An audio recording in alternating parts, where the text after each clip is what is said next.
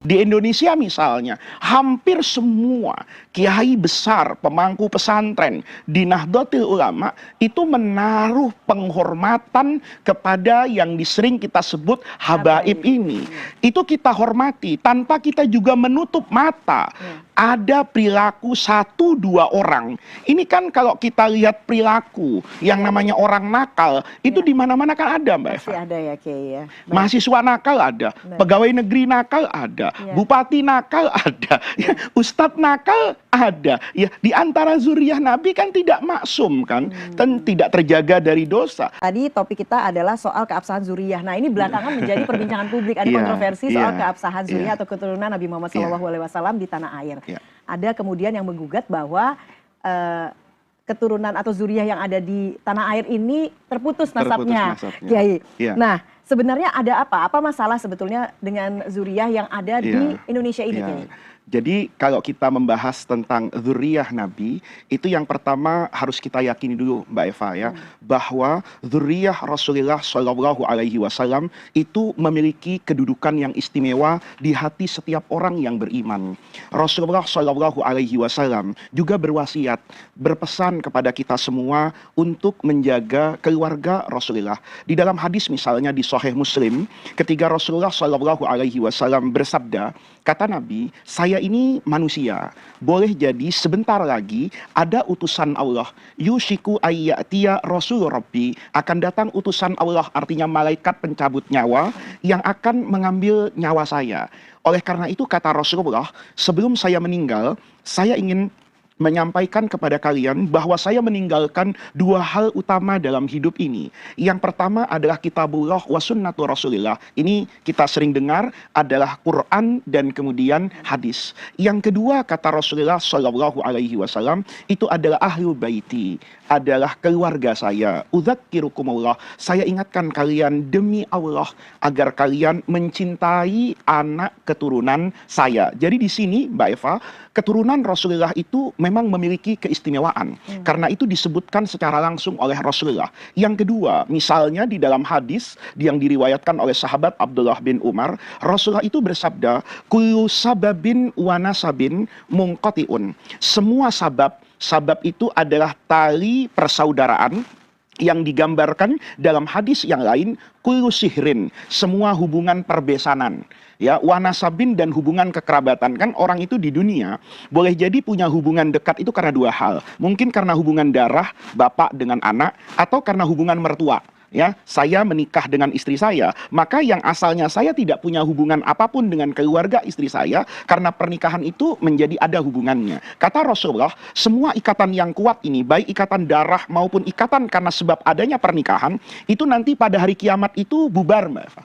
Suami tidak mencari istri dan istri tidak mencari suami, bapak tidak mencari anak dan anak tidak mencari bapak. Tetapi kecuali hubungan saya dengan anak-anak saya, hubungan saya dengan keturunan saya, hubungan saya karena yang perbesanan dengan saya, kata Rasulullah, itu tetap terjaga sampai hari kiamat. Jadi di sini menunjukkan bahwa kedudukan keturunan Rasulullah itu sangat mulia. Tetapi di satu sisi Rasulullah juga mengingatkan kepada anak keturunannya, mengingatkan kepada keluarganya. Ya, kata Rasulullah misalnya ya kepada Sayyidina Abbas, kepada Sayyidatuna Sofiyah, kepada keluarga Nabi, kata Nabi, saya ini tidak bisa memberi manfaat apapun kepada kalian. Artinya apa?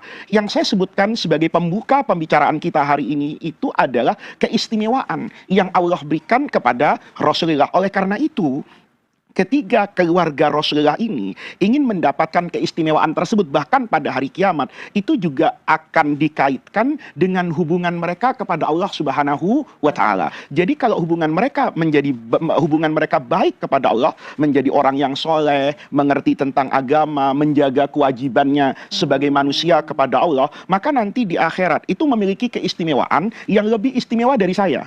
Kalau saya nanti, mudah-mudahan kita semua Mbak Eva meraih surga, itu kita akan masuk ke dalam surga karena rahmat Allah, basisnya adalah ibadah dan ketaatan. Kalau yang ini sudah taat kepada Allah, dia juga adalah keluarga Rasulullah. Oleh karena itu juga ini menjadi amanah. Hati-hati kan, kalau nanti ada misalnya orang yang mengaku sebagai keturunan Rasulullah tetapi melakukan tindakan yang tidak diridhoi oleh Allah, keluar dari aturan dan pakem syariat misalnya, maka orang ini secara tidak langsung kan juga menyakiti Rasulullah. Dalam agama itu kata Nabi misalnya, kamu jangan mencela bapakmu. Kata orang tadi, bagaimana mungkin Rasulullah, saya akan mencela bapak kamu? Oh bisa saja kata Rasulullah. Tasubbu abar rajuli, kamu mencaci bapaknya orang lain, maka orang lain tersebut akan mencaci bapakmu. Ya. Kalau saya merendahkan ayahnya Mbak Eva, maka boleh jadi Mbak Eva juga akan melakukan reaksi kan, merendahkan orang tua saya. Oleh karena itu dalam konteks ini perlu diingat bahwa orang yang memiliki darah Nabi Muhammad, keistimewaan itu sangat istimewa, tetapi di sisi yang lain ini juga mengandung tanggung jawab yang besar menjaga nama baik keturunan Rasulullah. Baik, Kiai. Tapi kalau kemudian tadi Kiai katakan keturunan Rasulullah itu mendapat tempat yang istimewa dan juga memiliki tanggung jawab yang begitu besar. Sebetulnya bagaimana kemudian kita mengetahui keturunan Nabi Muhammad SAW? Karena kita tahu Rasulullah memiliki anak laki-laki dan betul, dan perempuan sudah meninggal begitu ya. Dan yang tersisa hanya perempuan begitu, Kiai. Nah, bagaimana kemudian itu menyambung nasabnya, Kiai? Karena anak laki-lakinya sudah meninggal semua. Itu adalah hikmah yang luar biasa. Rasulullah dalam hidup itu punya anak 7, Mbak Eva. 3 laki-laki, Al-Qasim, Abdullah, kemudian Ibrahim. Kemudian memiliki anak perempuan itu 4. Ya, Sayyidah Zainab, kemudian Ruqayyah, Ummi Kulthum, kemudian Fatimah. Ini yang meninggal bukan cuma yang laki, semuanya itu meninggal di masa hidupnya Rasulullah. Nah, hanya anak Sayyidah Fatimah, anak bungsunya Rasulullah, ini yang hidup setelah Rasulullah kira-kira 6 bulan, untuk kemudian nanti wafat juga. Nah, setelah itu pun, dan hanya Sayyidah Fatimah itu yang memiliki anak keturunan. Yang lainnya itu tidak Allah berikan rezeki berupa anak keturunan. Jadi memang hanya Sayyidah Fatimah yang menikah dengan Sayyidina Ali, kemudian memiliki anak 2 ini yang lahir dari rahim Sayyidatuna Fatimah, yaitu Sayyidina Hasan dengan Sayyidina Husain. Nah, menurut ulama ahli sunnah wal jamaah, anak Sayyidah Fatimah ini, Sayyidina Hasan dan Husain, itu disamakan dengan anak seandainya lahir dari putra Nabi yang laki. Jadi ada banyak dalil yang disampaikan oleh ulama-ulama tersebut, diantaranya begini.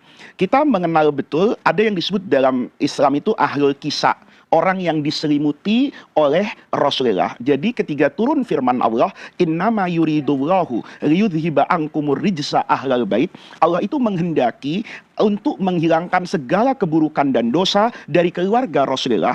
Ayat itu diturunkan oleh Allah kepada Rasulullah, maka Nabi memanggil. Memanggil Sayyidina Ali, memanggil Sayyidatuna Fatimah, dan memanggil 2 cucu terkasihnya, itu diselimuti oleh Rasulullah. Dan di situ Rasulullah mengatakan bahwa merekalah ahlu baiti saya. Oleh karena itu nanti ya para pemirsa, pengertian ahlul bait itu ada pengertian am, ada pengertian khas. Ada yang bersifat umum, ada yang bersifat khusus. Ahlul bait sebagai orang yang tinggal di rumah Rasulullah, maka di dalamnya termasuk istri-istri Rasulullah. Karena istri Nabi kan tinggal di dalam rumah Rasulullah. Tetapi ahlul bait yang dikatakan memiliki qorobah nasab dengan Rasulullah, yaitu anak keturunan dari Sayyidah Fatimah tadi, Sayyidina Hasan dengan Sayyidina Husain. Nanti kita bisa lihat posisi keduanya ini, itu dianggap sebagai anak, artinya cucu Rasulullah, walaupun dari anak perempuan. Itu ketika ada ayat lagi, ketika Rasulullah Shallallahu Alaihi Wasallam itu sudah menyampaikan syariat Islam kepada ahlul kitab. Pada masa itu adalah Nasrani dengan Yahudi yang ada di Madinah. Setelah misalnya bukti-bukti kebenaran Rasulullah, keluhuran ajaran agama disampaikan, tidak juga percaya, maka diajak yang namanya mubahalah. Mubahalah itu perang doa, Mbak Eva. Maka kata Rasulullah, kalau sudah seperti ini, ta'alau. Kalau gitu coba kamu kesini. Nad'u abna'ana. Kita panggil anak kami, wa abna'akum. Wa nisa'ana, wa nisa'akum. Istri kalian dan istri kami dan istri kalian. Wa anfusana, wa anfusakum. Dan diri kita semua. Tsumma nabtahil. Ayo kita berdoa bersama, kita berdoa kepada Allah, semoga laknat itu turun kepada mereka yang berdusta. Nah, di sini Mbak Eva, ketika Nabi mengatakan, ya ketika ayat Quran tadi berbunyi, nad'u abna'ana wa abna'akum. Itu Rasulullah memanggil Sayyidina Hasan dengan Sayyidina Husain. Nah, inilah yang menjadikan banyak dari ulama ahlus sunnah wal jamaah mengatakan mengatakan bahwa nasab ini tidak putus, bersambung dari Sayyidina Hasan dengan Sayyidina Husain. Pertanyaannya adalah bagaimana mereka yang ada di Singapura, yang ada di Indonesia, yang ada di Irak, yang ada di Mesir, ini sebetulnya persoalan Ahlul Bait ini, kalau tadi Mbak Eva misalnya itu dijadikan polemik di tanah air, itu kita bisa berkaca sebenarnya dengan dunia internasional. Di dunia internasional itu ada nama organisasi. Organisasi itu seperti kalau di Indonesia itu ada namanya Robitoh Alawiyah. Robitoh itu adalah ormas, organisasi. Alawiyah itu dari Sayyidina Ali kan. Al-Alawiyin, keturunan Sayyidina Ali yang dari Rasulullah Shallallahu Alaihi Wasallam. Nah, kalau di Timur Tengah itu disebut Al-Ashraf. Ashraf itu orang-orang yang bernasab mulia. Nah, ini dicatat Mbak Eva. Tradisi orang Arab itu mencatatkan nasabnya. Beda dengan kita. Kita ini tidak peduli nasab hanya kecuali sebatas bapak kan. Karena itu ditanya ketika kita masuk SD, nama bapaknya siapa? Tidak menjadi tradisi kita untuk mencatatkan nasab kita. Nah, oleh karena itu, kenapa nasab mereka itu kemudian menyatakan bahwa saya adalah keluarga Nabi, karena mereka punya catatan nasab ini. Yang nanti nasab ini bisa bersambung kepada Sayyidina Husain dan bisa bersambung kepada Sayyidina Hasan, menyatu kepada Ibunda Fatimah yang menikah dengan Sayyidina Ali, dan Sayyidah Fatimah itu anak keturunan Rasulullah. Jadi di situ ada catatannya. Nah, adapun nanti polemik apakah ini nasab itu sampai kepada Nabi atau tidak, seperti yang ada hari ini. Kalau saya membacanya secara sederhana Mbak Eva, saya lahir dari tradisi pesantren. Kalau para pemirsa, saya tidak berarti kemudian mengkotak-kotakkan umat Islam. Saya lahir dari tradisi Nahdlatul Ulama, tradisi pesantren. Kita di pesantren itu mengetahui kebenaran ajaran agama, itu tidak saja dari membaca Quran, tidak saja dari membaca, menghafal, dan memahami hadis, tetapi perilaku dan tradisi guru itu juga menjadi bukti dari keabsahan sesuatu yang kita yakini kebenarannya. Maka kita dulu di pesantren itu melakukan apapun itu mencontoh guru, Mbak Eva. Karena apa? Karena yang namanya Al-Quran itu tafsirnya banyak. Belum tentu ketika saya membaca satu bagian tafsir itu adalah tafsir yang benar. Tetapi ketika dilakukan oleh guru saya yang pasti lebih mengerti dibanding saya, maka itu dijadikan satu keyakinan. Nah, oleh karena itu berkaitan dengan pertanyaan yang paling mendasar dari Mbak Eva, apakah nasab ini sah, benar, ya bisa dipertanggungjawabkan? Saya hanya melihat dari pengalaman saya berinteraksi dengan begitu banyak orang yang tidak saya ragukan kapabilitas keilmuannya dan integritas keagamaannya. Di Indonesia misalnya, hampir semua kiai besar, pemangku pesantren di Nahdlatul Ulama itu menaruh penghormatan kepada yang sering kita sebut habaib ini. Itu kita hormati tanpa kita juga menutup mata.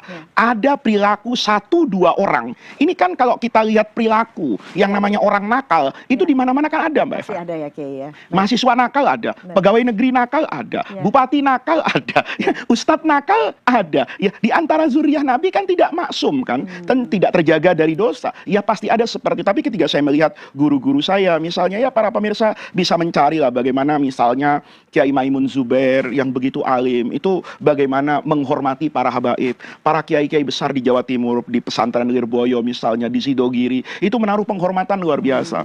Saya yang punya pengalaman sedikit di Timur Tengah, saya melihat bagaimana seorang alim besar seperti Syekh Ali Jum'ah, mufti yang terkenal di Mesir, atau Profesor Dr. Muhammad Said Ramadan Al-Buti itu menghormati mereka-mereka yang memiliki darah Rasulullah Shallallahu Alaihi Wasallam. Baiklah, menarik sekali Kiai. Tapi kita akan break dulu, kita akan lanjutkan setelah jeda berikut ini. Jangan kemana-mana, Gapai Kemuliaan akan segera kembali sesaat lagi.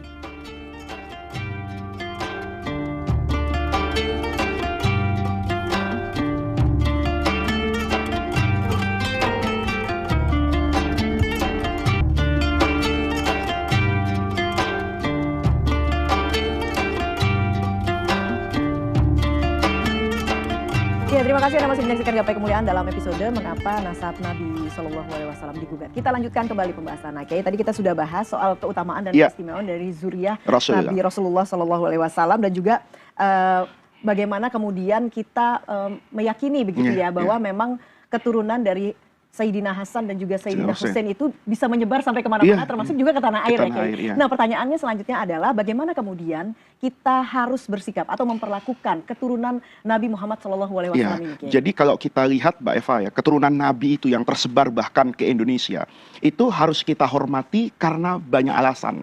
Yang pertama tentu karena zuriyah Rasulillahnya, karena mereka di dalam tubuh mereka itu membawa darah dan gennya Rasulullah, manusia yang paling sempurna, manusia agung yang harus kita hormati. Yang kedua adalah sejarah, bahwa mereka zuriyah Nabi. Kenapa sampai ke Indonesia? Itu dalam rangka dakwah. Jadi dulu di abad kedua Hijriah, itu Ahlul Bait Nabi, keluarga Nabi, itu banyak sekali terlibat perselisihan politik. Di masa Umayyah, di masa Abbasiyah. Kemudian nanti setelah itu, ada Imam Ahmad bin Isa al-Muhajir. Ini yang disebut al-Faqih al-Muqaddam di banyak literasi yang juga diceritakan oleh guru-guru saya. Itu memutuskan merubah dari jalur politik menjadi jalur dakwah, menyebarkan ajaran agama, menceritakan keluhuran budi pekerti akhlak Rasulullah. Nah, di antara anak cucu mereka itulah yang kemudian masuk ke Indonesia. Makanya Mbak Eva, kita lihat tradisi keislaman di Indonesia itu banyak sekali mirip dengan tradisi keislaman yang ada di Yaman. Jadi mereka lah yang kemudian ikut menyebarkan. Dan ini para pemirsa, tidak berarti saya menafikan jasa Wali Songo itu juga luar biasa. Tetapi setiap peradaban itu kan selalu dibangun dengan kontribusi berbagai macam unsur di dalamnya. Nah, kita di Jakarta saja itu merasakan, saya ketika kecil ya, bagaimana para habaib itu mengajarkan ilmu keislaman, mengajarkan akhlak dari satu kampung ke kampung yang lain, dari satu musola ke musola yang lain, sehingga penghargaan masyarakat itu lahir karena mereka melihat bahwa para zuriyah Nabi ini bukan sekedar membawa kezuriyahannya saja, tetapi juga menjadi guru dari kita semua. Nah, itu yang sebetulnya kita harus terus jaga. Gambaran yang sering diajarkan oleh ayah saya, oleh guru-guru saya, kita bisa hormat sama anak seorang presiden, kita bisa hormat sama anak pejabat, kita bisa hormat sama anak guru kita di SMP, anak guru kita di SMA. Bagaimana seandainya itu adalah anak keturunan Rasulullah Shallallahu Alaihi Wasallam. Nah, bagaimana caranya kita memuliakan habaib atau mungkin kita bisa mengetahui begitu ya, Kiai? Mungkin kalau untuk yang awam mungkin masih bingung begitu mana tinggal yang habaib, bertanya ya mana yang kan tidak semua hanya yang berhidung mancung ya. Pasti tentu ada catatan nasab keluarga. Itu kan di Indonesia banyak sekali ya marga-marga yang memang sudah teridentifikasikan bahwa mereka itu menjadi zuriyah Rasulullah. Maka kemudian setelah kita tahu mereka adalah keluarga Nabi, ya kita berikan penghormatan. Penghormatan itu adalah penghormatan yang utuh, Mbak Eva. Kalau dia datang ke rumah saya, kalau teman saya datang, saya beri kopi. Apalagi ini anak keturunan Rasulullah, yang saya pandang ini bagaimana rasanya Rasulullah kalau anak keturunannya tidak saya hormati. Nanti di akhirat kelak saya ketemu dengan Nabi, oh ini Faiz yang tidak suka sama anak keturunan saya. Kan itu beresiko buat saya. Ya, maka saya berhusnudzon, berbaik sangka saja. Kalau nanti orang itu yang berdusta, itu dia dosanya besar loh. Ngaku-ngaku keturunan Nabi kalau dia bukan keturunan Rasulullah. Yang kedua, kata guru saya, menghormati anak keturunan Rasulullah. Itu kalau ada yang salah, itu disampaikan. Saya biasa seperti itu. Kalau ada misalnya pemahaman keagamaan yang saya pahami tidak seperti itu, tapi disampaikan oleh mereka al-ashraf, para habaib, saya biasa melakukan dialog. Saya dengarkan dulu pandangannya. Boleh loh, Mbak Eva. Saya cinta sama anak saya. Apa kalau kemudian anak saya salah, tidak saya perbaiki kesalahannya? Nah, tinggal bagaimana cara dan etika menegurnya. Jadi saya orang yang terdidik dari kecil itu, asal ada habaib, ayah saya bilang cium tangan. Bahkan dalam banyak nasihat ayah saya, kalau kamu punya uang, berikan uangmu. Kamu punya makanan, berikan makananmu. Kamu punya pakaian yang bagus, masih baru, belum pernah kau pakai, kamu layak merasa ingin memberikan hadiah, penghargaan, berikan.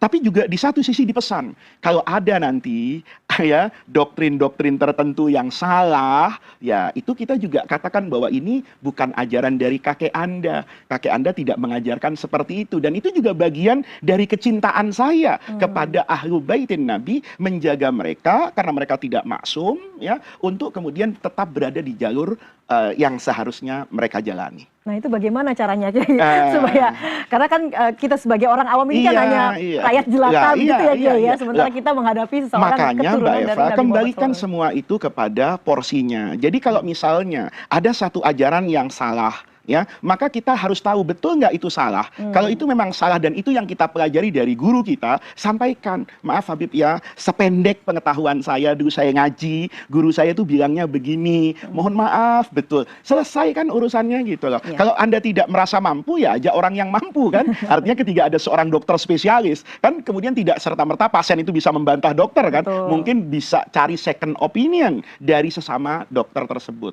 Oke, baiklah, menarik sekali Kiai. Tapi kita akan lanjutkan setelah kita break terlebih dahulu ya Kiai. Jangan kemana-mana, Gapai Kemuliaan akan segera kembali sesaat lagi.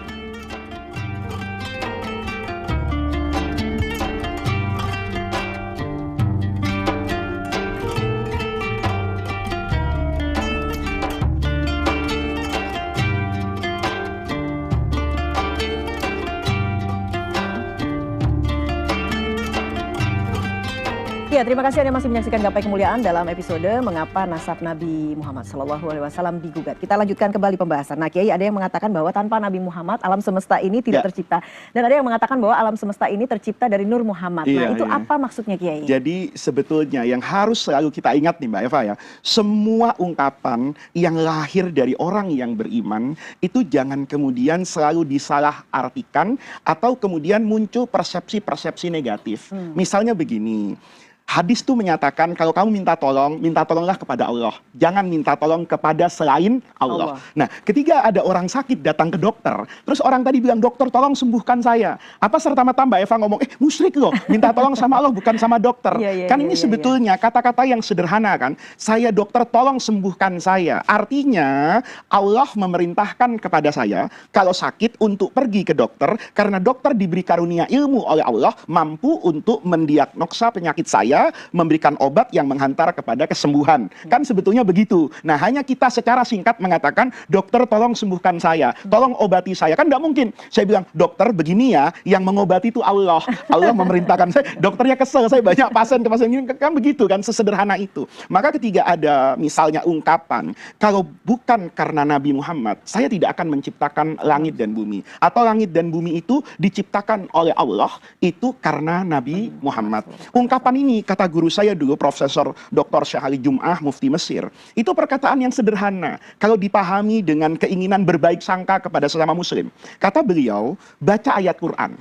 Quran menyatakan bahwa wama khalaqtul jinna wal insa. Saya tidak pernah menciptakan baik kelompok jin makhluk atau manusia illa liya'budun, kecuali untuk beribadah. Maka ibadah itu menjadi tujuan utama dan pertama adanya alam semesta. Pertanyaannya, siapa orang yang paling sempurna dalam mengimplementasikan makna dari ibadah tadi? Kan itu adalah Rasulullah. Kan sederhana Mbak Eva. Kita kalau haji, itu ibadah yang tidak bisa ditawar-tawar, itu namanya Arafah. Maka Rasulullah bilang al-hajju Arafah. Haji itu Arafah. Apa berarti? Kemudian orang pergi haji, langsung wukuf di Arafah gitu. Nggak pakai tawaf, nggak pakai sa'i, nggak pakai mabit di Mina, nggak pakai lontar jauh, enggak. Tapi itu bagian yang paling penting. Maka kata Allah, kalau saya menciptakan jin, bangsa manusia ini semuanya, tujuannya adalah ibadah, maka Rasulullah itu kan menjadi simbol ibadah. Seandainya tidak ada Rasulullah yang nanti menyampaikan wahyu Allah, ajaran agama yang menjadi penutup dari semua ajaran agama, yang menggambarkan kesempurnaan ibadah, maka tentu untuk apa Allah menciptakan langit dan bumi? Itu maknanya kenapa orang banyak mengatakan kalau bukan karena Nabi, maka Allah tidak menciptakan alam semesta. Jadi sebetulnya korelasinya dengan manusia atau makhluk Allah ini harus beribadah sebetulnya beribadah gitu loh. Dan harus menjadi seperti Rasulullah dalam beribadah kepada Allah. Nah, bagaimana caranya bagi masyarakat awam ini untuk memahami kata-kata atau kalimat-kalimat yang supaya tidak salah mengartikan seperti yang tadi. Makanya dulu guru saya, Prof. Syekh Ali Jum'ah itu selalu bilang gitu loh, kalau kalian menyampaikan kata-kata yang boleh jadi menimbulkan kontroversi di tengah-tengah masyarakat, maka setelah menyampaikan kata-kata tersebut perlu diimbangi dengan penjelasan yang cukup gitu loh. Kayak misalnya Allah menciptakan tadi itu Mbak Eva sampaikan langit dan bumi dari Nur Muhammad. Persoalannya, ketika Nabi dikatakan nur, itu kan tidak menyalahi kaidah apapun dalam agama. Orang sering bilang, Nabi itu kan manusia. Loh iya, tapi kan kita pernah belajar ilmu dalam bahasa Arab namanya balaghah, metafora. Metafora itu kan kalau orang berani dibilang macan. Kan kita sering bilang tuh, awas ada macan, ada macan. Tahu-tahu orang yang paling galak di kampung kita yang keluar kan. Nah, itu misalnya dulu ada sinetron, ya kebetulan ini sahabat saya juga, disebut Bang Madit. Itu karena pelit kan. Itu teman-teman yang pelit, tiba-tiba disebut dengan konotasi nama itu kan. Nah, yang seperti itu biasa. Maka ketika Rasulullah itu memberikan cahaya penerang kepada kehidupan umat manusia, maka sejatinya Allah menciptakan alam semesta itu kan dari cahaya itu. Allah menciptakan langit dan bumi untuk apa sih? Untuk makan. Nah, bagaimana makan yang benar? Lihat makannya Rasulullah. Bagaimana bekerja yang benar? Ya lihat bekerjanya Rasulullah. Bagaimana pola interaksi Rasulullah dengan binatang, dengan tanaman, dengan semua yang ada di alam semesta, yang benar itu ikut Rasulullah. Maka semua ini seolah-olah Allah ciptakan ekosistem yang utuh ini dengan pencerahan dari apa yang sejatinya disampaikan oleh Rasulullah. Baiklah Kiai. Diskusi kita untuk pagi ini sampai di sini. Terima kasih untuk segala ilmu yang sudah diberikan pada pagi hari ini. Insya Allah akan bermanfaat bagi kita semua.